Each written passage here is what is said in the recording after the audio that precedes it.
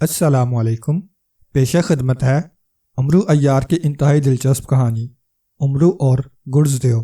امرو اپنے کمرے میں گہری نیند سویا ہوا تھا کہ کسی نے اسے زور سے جھنجھوڑ دیا۔ امرو کی آنکھیں کھلیں تو وہ بے اختیار ہڑبڑا کر اٹھ بیٹھا۔ خواجہ امرو، جلدی اٹھیے، سردار امیر حمزہ یہاں آ رہے ہیں، اس کے خادم نے کہا تو خواجہ امرو یوں اچھل کر بستر سے نیچے اترا جیسے بستر میں اچانک کانٹے نکل آئے ہوں۔ کیا کہہ رہے ہو؟ سردار امیر حمزہ اور یہاں؟ کیوں؟ وجہ؟ خواجہ امرو عیار نے انتہائی حیرت بھرے لہجے میں کہا، کیونکہ سردار امیر حمزہ کبھی امرو کے مکان پر نہ آئے تھے اور نہ کبھی انہیں آنے کی ضرورت پڑی تھی۔ انہیں جب بھی امرو سے کوئی کام ہوتا تو وہ امرو کو اپنے پاس بلا لیتے، اس لیے امرو ان کے یہاں آنے کی بات سن کر بے حد حیران ہو رہا تھا۔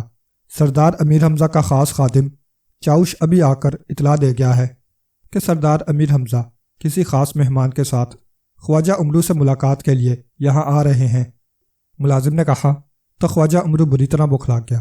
او یہ کیا ہوا؟ تم ایسا کرو کہ جلدی کرو کہ پورے مکان کی صفائی کراؤ، تمام لکڑی کے سامان کو اور میزوں کرسیوں کو پالش کرو، تمام پردے اتارو، انہیں دھو کر دوبارہ لگاؤ، جلدی کرو۔ امرو نے بری طرح بوکھلائے ہوئے لہجے میں کہا تو خادم بے اختیار ہنسنے لگا۔ تم ہنس رہے ہو نادان، پاگل، احمق، جلدی کرو، امرو نے بوکھلاہٹ میں ناچتے ہوئے کہا۔ خواجہ، اس کام میں کئی روز لگ جائیں گے، جبکہ سردار امیر حمزہ تو شاید اب پہنچ بھی گئے ہوں گے، خادم نے کہا، اور اسی لمحے باہر سے سردار امیر حمزہ کی آمد پر بجنے والے ناقوس کی آواز سنائی دی۔ یہ آواز اس بات کی نشانی تھی کہ سردار امیر حمزہ تشریف لے آئے ہیں۔ خواجہ امرو ناقوس کی آواز سنتے ہی پاگلوں کی طرح دوڑتا ہوا بیرونی دروازے کی طرف بڑھ گیا۔ وہ چونکہ سو رہا تھا اس لیے نہ اس کا جسم پر اچھا لباس تھا اور نہ ہی اس نے منہ دھویا تھا۔ وہ بوکھلاہٹ میں اسی طرح بھاگتا ہوا دروازے کی طرف بڑھ گیا تاکہ امیر حمزہ کا استقبال کر سکے، کیونکہ یہ بھی انتہائی بری بات تھی کہ سردار امیر حمزہ اس کے مکان پر آئیں اور وہ ان کا دروازے پر جا کر استقبال بھی نہ کرے۔ لیکن جیسے ہی وہ دروازے پر پہنچا وہ یہ دیکھ کر حیران رہ گیا کہ دروازے پر ایک خوبصورت لڑکا کھڑا ہوا تھا۔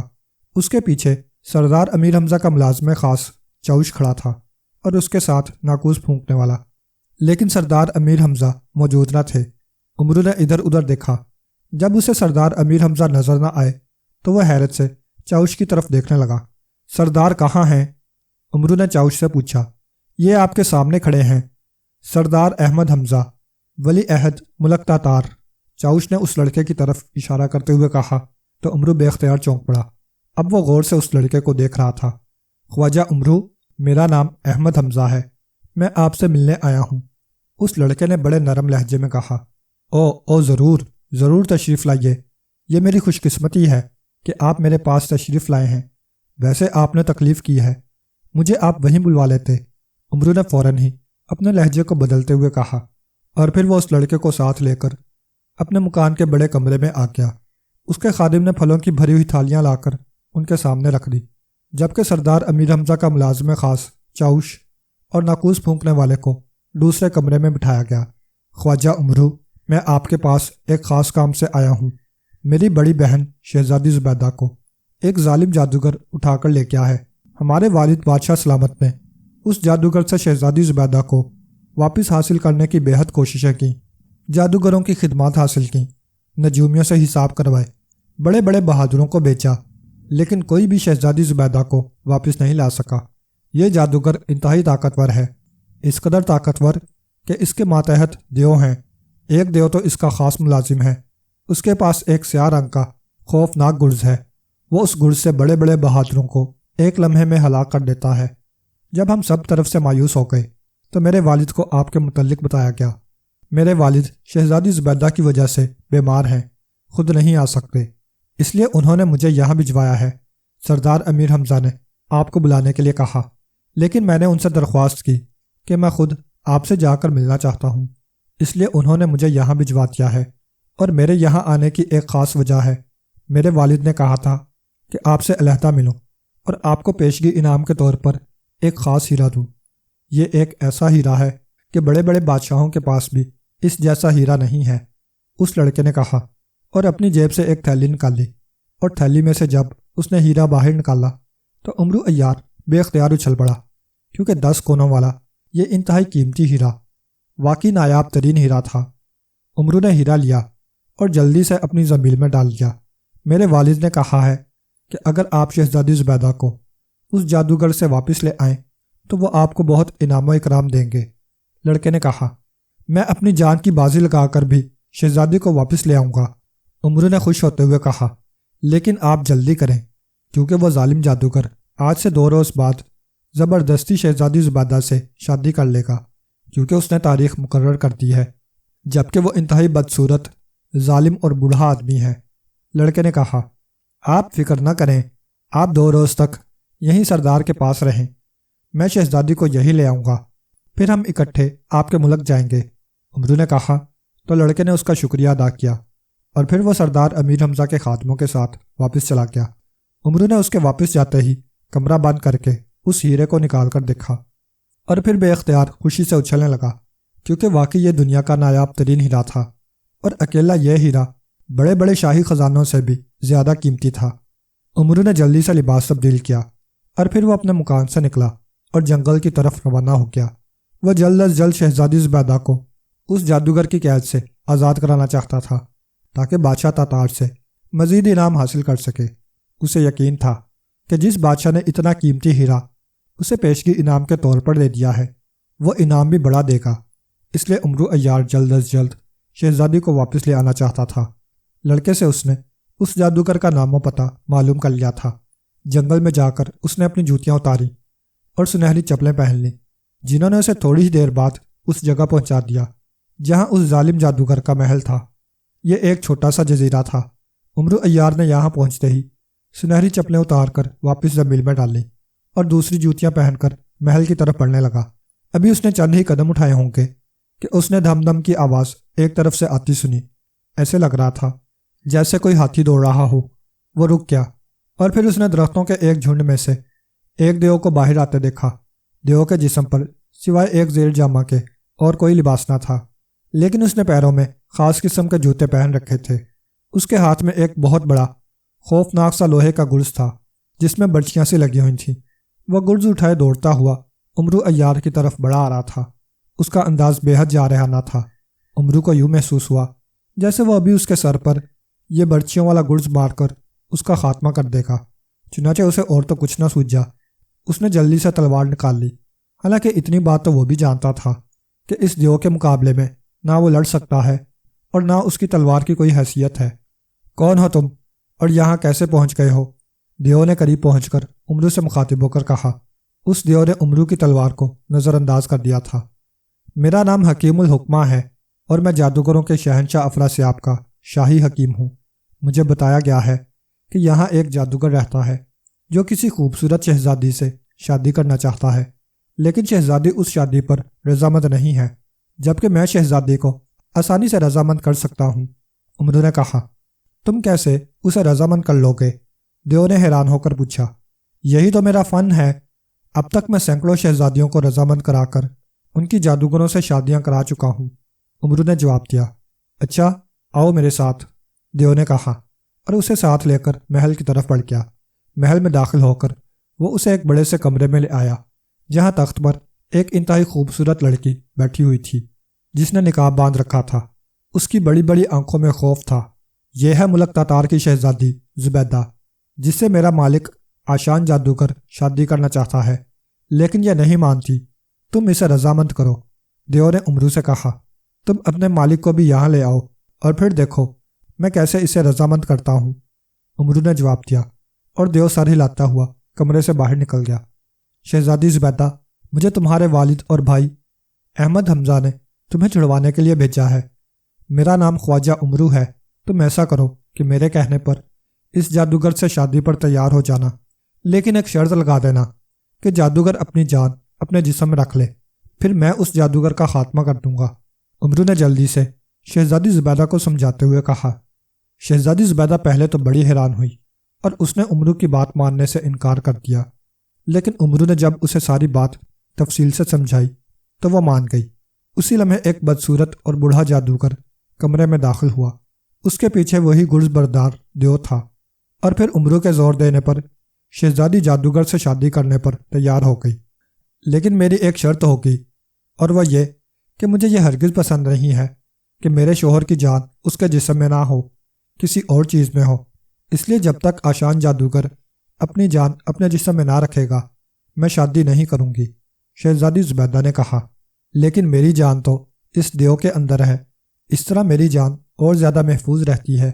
جادوگر نے کہا، یہ دیو تو ویسے بھی تمہارا محافظ ہے، کیا حرج ہے کہ تم اپنی جان اپنے جسم میں رکھ لو، اس طرح شہزادی خوش ہو جائے گی۔ امرو نے کہا تو جادوگر مان گیا اور اس نے دیو کے جسم میں رکھی ہوئی اپنی جان واپس اپنے جسم میں رکھ لی۔ اب تو تم خوش ہو، اب تو میرے ساتھ شادی کرو گی؟ جادوگر نے خوش ہوتے ہوئے کہا، اور شہزادی نے امرو کی طرف دیکھتے ہوئے ہاں میں سر ہلا دیا۔ لیکن آشان جادوگر، اب جب کہ تمہاری جان اس دیو میں نہیں ہے تو تم اسے واپس پرستان بھیج دو۔ دراصل شہزادی اس دیو سے خوفزدہ ہے اور کسی خوفزدہ لڑکی سے شادی کرنا اس پر ظلم کرنا ہے۔ امرو نے فوراً ہی مکاری سے کام لیتے ہوئے کہا، کیا یہ حکیم درست کہہ رہا ہے؟ بوڑھے جادوگر نے شہزادی زبیدہ سے پوچھا تو اس نے امرو کی آنکھوں کے اشارے پر ہاں میں سر ہلا دیا۔ ٹھیک ہے، تمہاری خاطر میں یہ بھی کر لیتا ہوں، جادوگر نے کہا، اور اس نے دیو کو آزاد کر دیا اور اسے واپس پرستان جانے کا کہہ دیا۔ دیو اس طرح آزادی ملنے پر بے حد خوش ہوا اور اس نے امرو کا بھی شکریہ ادا کیا، کیونکہ وہ خود یہاں سے بے حد تنگ تھا۔ وہ واپس پرستان جانا چاہتا تھا لیکن جادوگر کی وجہ سے مجبور تھا، اس لیے وہ خوشی سے اڑتا ہوا گڑ سمیت واپس پرستان چلا گیا۔ اب بولو، کب ہم سے شادی کرو گی؟ جادوگر نے شہزادی سے مخاطب ہو کر کہا، تم جیسے بوڑھے بدصورت جادوگر سے کون شادی کرے گا؟ تم ظالم بھی ہو اور سفاک بھی۔ امرو نے منہ بناتے ہوئے کہا تو آشان جادوگر چونک کر اسے حیرت سے دیکھنے لگا۔ اس کا انداز ایسا تھا جیسے اسے اپنے کانوں پر یقین نہ آ رہا ہو۔ اس کے چہرے پر غصے کے تاثرات ابھر آئے تھے کہ امرو نے بجلی کی سی تیزی سے زنبیل میں سے خنجر سلیمانی نکالا اور پوری قوت سے جادوگر کے سینے میں اتار دیا۔ جادوگر کی جان چونکہ اس کے اپنے جسم میں تھی، اس لیے خنجر سلیمانی لگتے ہی وہ ہلاک ہو گیا۔ اس کے ہلاک ہوتے ہی ہر طرف دھواں پھیل گیا اور پھر جادوگر کی روتی ہوئی آواز سنائی دی، میرا نام آشان جادوگر تھا، مجھے عیاری سے مارا گیا ہے۔ اور پھر دھواں ختم ہوا تو امرو نے دیکھا کہ وہاں کوئی محل نہ تھا، صرف شہزادی زبیدہ کھڑی تھی۔ شہزادی زبیدہ بھی خوش تھی کہ اس بوڑھے جادوگر سے وہ بچ گئی ہے، اور امرو عیار بھی خوش تھا کہ اب جب وہ شہزادی کو ساتھ لے کر سردار امیر حمزہ اور پھر ملک تاتار پہنچے گا تو اسے بے حد انعام و اکرام ملے گا، اس کے تصور سے بھی زیادہ انعام و اکرام، اس لیے وہ بھی بے حد خوش تھا۔ امرو اور رنگو دیو۔ خواجہ امرو عیار نے آنکھیں کھولیں تو اس نے اپنے آپ کو ایک صحرا کے اندر کھڑے ہوئے پایا۔ اس کے چہرے پر حیرت کے آثار نمودار ہو گئے، کیونکہ اس نے سنہری چپلوں کو پہن کر انہیں حکم دیا تھا کہ وہ اسے ماتار جادوگر کے محل کے سامنے پہنچا دیں، لیکن اب اس نے آنکھیں کھولیں تو وہ صحرا میں کھڑا تھا اور اسے دور دور تک کسی محل کا نام و نشان ہی نظر نہ آ رہا تھا۔ سردار امیر حمزہ کو کسی نے بتایا تھا کہ ماتار جادوگر انسانوں پر ظلم کر رہا ہے، اس لیے اس کا ہلاک ہونا بے حد ضروری ہے۔ تو سردار امیر حمزہ نے خواجہ امرو کو حکم دے دیا کہ وہ جا کر ماتار جادوگر کا خاتمہ کر دے۔ چونکہ سردار امیر حمزہ کا حکم تھا اور پھر سردار نے اپنی عادت کے مطابق اسے قیمتی ہار پیشگی انعام کے طور پر دے دیا تھا، اس لیے امرو حکم کی تعمیل کرنے کے لیے فوراً ہی روانہ ہو گیا تھا۔ وہ جنگل میں آیا اور پھر اس نے وہاں بولنے والی گڑیا سے ماتار جادوگر کے بارے میں پوچھا تو بولنے والی گڑیا نے اسے بتایا کہ ماتار جادوگر واقعی بے حد ظالم جادوگر ہے، انسانوں پر بے پناہ ظلم کرتا رہتا ہے۔ اس نے ایک خوفناک اور انتہائی طاقتور دیو کو غلام بنا رکھا ہے، اور یہ دیو ماتار جادوگر کے حکم پر انسانوں کو پکڑ کر انہیں کچا کھا جاتا ہے، اور ماتار جادوگر خوش ہو کر یہ تماشا دیکھتا رہتا ہے۔ اس کے ساتھ ساتھ بولنے والی گڑیا نے اسے بتایا کہ ماتار جادوگر کے خاتمے سے پہلے اس دیو کا خاتمہ بے حد ضروری ہے، اور دیو کے خاتمے کے لیے امرو کو عقل استعمال کرنی پڑے گی۔ جب دیو ختم ہو جائے گا تب ماتار جادوگر اس کے مقابلے پر آئے گا، اور پھر جادوگر کا خاتمہ اس صورت میں ہو سکتا ہے جب ماتار جادوگر کے سامنے والے 2 دانت توڑ دیے جائیں، اور ظاہر ہے یہ کام کسی بھی طریقے سے ہو سکتا تھا۔ چنانچہ امرو نے بولنے والی گڑیا سے یہ حالات پوچھنے کے بعد اپنی جوتیاں اتار کر زنبیل میں ڈال لی اور سنہری چپلیں پہن کر اس نے سنہری چپلوں کو حکم دیا کہ وہ اسے ماتار جادوگر کے محل کے سامنے پہنچا دیں، اور اس نے آنکھیں بند کر لی۔ جب اسے احساس ہوا کہ اس کے قدم ایک بار پھر جم گئے ہیں تو اس نے آنکھیں کھول لیں، لیکن آنکھیں کھولتے ہی وہ حیران رہ گیا تھا کہ وہ کسی محل کے سامنے پہنچنے کی بجائے کسی صحرا میں پہنچ گیا تھا۔ اس نے جلدی سے ایک بار پھر زنبیل میں ہاتھ ڈال کر بولنے والی گڑیا باہر نکال لی اور اس کے سر پر انگوٹھا رکھ کر اس نے دبایا تو بولنے والی گڑیا کی آنکھیں زندہ انسانوں جیسی ہو گئیں۔ بولنے والی گڑیا، مجھے بتاؤ کہ میں کہاں آ گیا ہوں؟ سنہری چپلوں نے مجھے صحیح جگہ پر کیوں نہیں پہنچایا؟ حالانکہ آج تک سنہری چپلوں نے کبھی غلطی نہیں کی، پھر آج انہوں نے غلطی کیوں کی ہے؟ امرو نے بولنے والی گڑیا سے مخاطب ہو کر کہا۔ خواجہ امرو کو بتایا جاتا ہے کہ سنہری چپلوں نے غلطی نہیں کی، وہ اس وقت صحرا کے جس ٹیلے پر موجود ہے اس ٹیلے کی دوسری طرف ماتار جادوگر کا محل ریت کے اندر چھپا ہوا ہے۔ بولنے والی گڑیا نے جواب دیا تو امرو اور زیادہ حیران رہ گیا۔ اس نے بولنے والی گڑیا کو واپس زنبیل میں ڈالا اور پھر اس نے پیروں میں موجود سنہری چپلوں کو اتار کر زنبیل میں ڈالا اور اپنی جوتیاں نکال کر پیروں میں پہن لی۔ پھر وہ ٹیلے سے نیچے اترنے لگا، لیکن ابھی اس نے چند ہی قدم اٹھائے ہوں گے کہ اچانک آسمان سے کسی کے زوردار آواز میں چیخنے کی آواز سنائی تھی۔ امرو نے چونک کر اوپر دیکھا اور وہ یہ دیکھ کر حیران رہ گیا کہ ایک خوفناک دیو کسی پرندے کی طرح اڑتا ہوا اس کی طرف آ رہا تھا۔ یہ یقیناً ماتار جادوگر کا دیو ہوگا، اسے عیاری سے مارنا پڑے گا، امرو نے کہا۔ اسی لمحے دیو اس کے سامنے ریت پر اتر کر کھڑا ہو گیا۔ تمہاری یہ جرت آدم زاد کہ تم یہاں تک پہنچ جاؤ، دیو نے بڑے کڑکدار لہجے میں کہا۔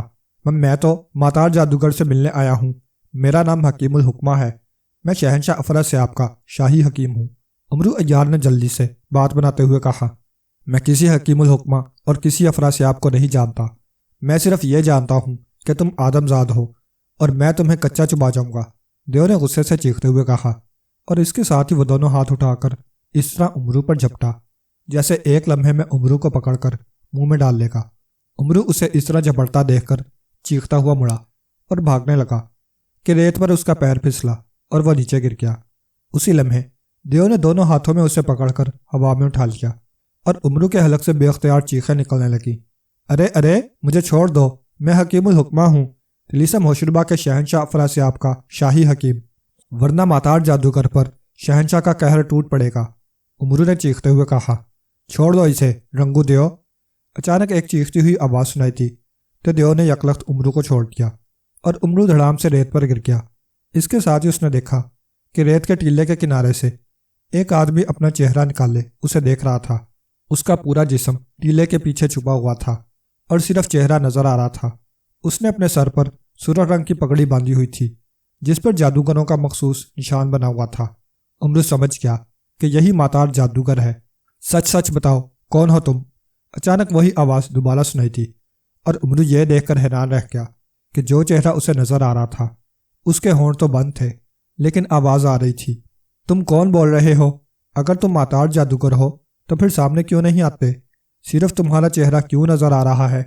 امرو نے حیرت بھرے لہجے میں کہا۔ رنگو دیو، یہ کوئی دھوکے باز ہے، اسے پکڑ کر کھا جاؤ۔ وہی آواز دوبارہ سنائی دی تو دیو ایک بار پھر چیختا ہوا امرو کی طرف چپٹا، لیکن اس بار امرو سنبھلا ہوا تھا۔ اس نے یکلخت چھلانگ لگائی اور اچھل کر ایک طرف جا گرا اور رنگو دیو جو اچانک اس پر جھپٹا تھا اپنے آپ کو بروقت نہ روک سکا اور منہ کے بل ریت پر گرا۔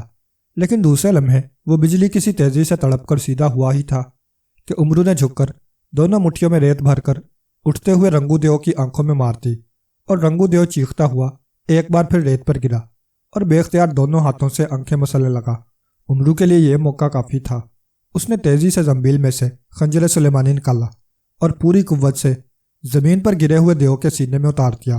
دیو کے منہ سے خوفناک چیخ نکلی اور وہ بری طرح پھڑکنے لگا۔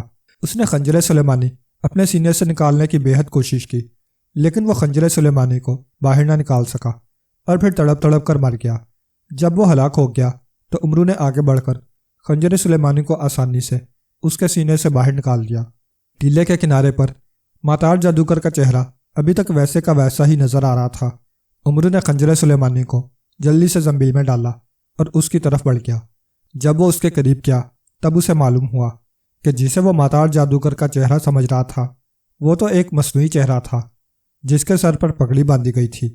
امرو ٹیلے سے نیچے اتر رہا تھا کہ اچانک ایک زوردار کڑاکا ہوا اور امرو کو یوں محسوس ہوا جیسے کسی نے اسے ہوا میں اٹھا کر زمین پر پٹک دیا ہو۔ اس کے جسم میں درد کی تیز لہریں سی دوڑنے لگیں۔ ایک لمحے کے لیے تو اس کی آنکھوں کے سامنے اندھیرا سا چھا گیا، لیکن جب دوبارہ اسے ہوش آیا تو وہ یہ دیکھ کر حیران رہ گیا کہ وہ ایک خوبصورت محل کے پختہ صحن میں فرش پر پڑا ہوا تھا۔ وہ جلدی سے اٹھا اور ابھی وہ اٹھ کر کھڑا ہی ہوا تھا کہ اس نے ایک چھوٹے قد کے آدمی کو تیزی سے اپنی طرف آتے دیکھا۔ اس کے جسم پر جادوگروں کا لباس تھا، اس کے ہاتھ میں تلوار تھی۔ اس کے پیچھے دو آدمی بھاری بھاری تلواریں اٹھائے آ رہے تھے۔ میں تمہیں ہلاک کر دوں گا حکیم الحکمہ، تم نے میرے دیو کو ہلاک کر دیا ہے، اب تم میرے ہاتھوں نہیں بچ سکتے، آنے والے جادوگر نے انتہائی غضبناک انداز میں کہا۔